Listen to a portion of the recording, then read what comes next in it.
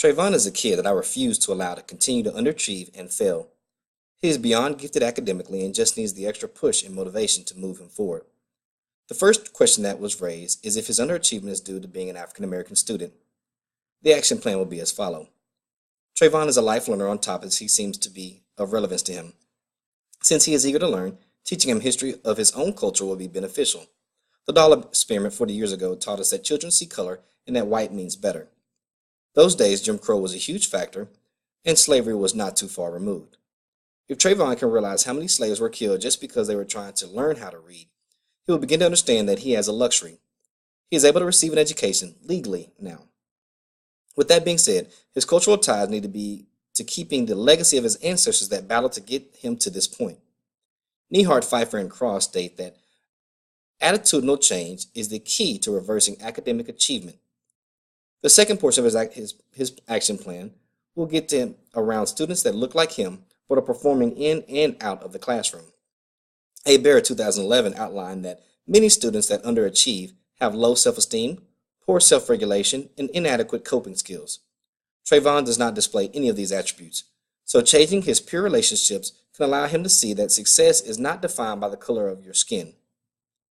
The second question raised was if Trayvon's environmental influence were a cause for his underachieving.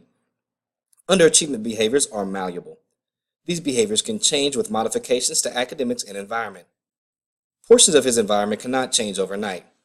I wish there was some magic pill his mother could take to allow him to be in a dual parenting home situation and be advanced to at least the middle class socioeconomically.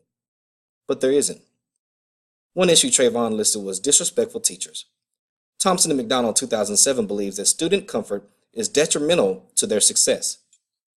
They state student reflections pointed to the need to comfort and ability level and the desire for minimal challenge with the experience.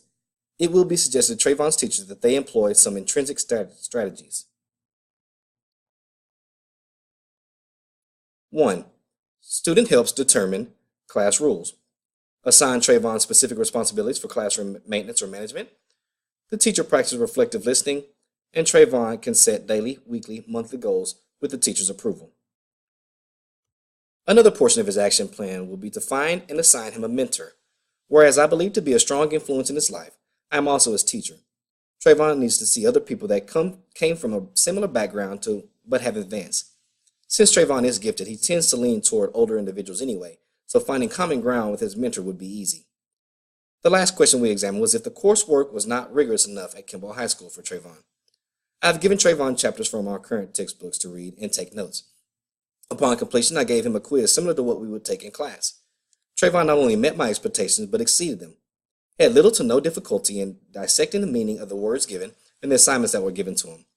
He does need to find value in what he works on, not just being given busy work.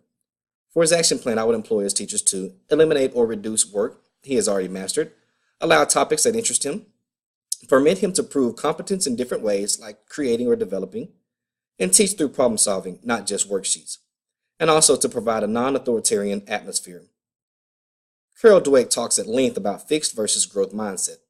At this time, Trayvon needs to move his mindset from that of a fixed one to one of growth. Dweck states that students who believe abilities can be developed and are not fixed are more likely to attempt challenging tasks and persevere through difficulties than students who believe abilities are innate and fixed. While working with Trayvon, he needs to constantly be reminded he is the master of his fate and the captain of his soul, that he can do any and everything he puts his mind to, that the only thing that can hold him back is himself. I will leave you with a quote from Trayvon. Coach, the teachers here just don't get it. No two students are the same and can't be taught the same. At the charter school, we were all taught differently. That motivated me to show them the potential, and I impressed them every time.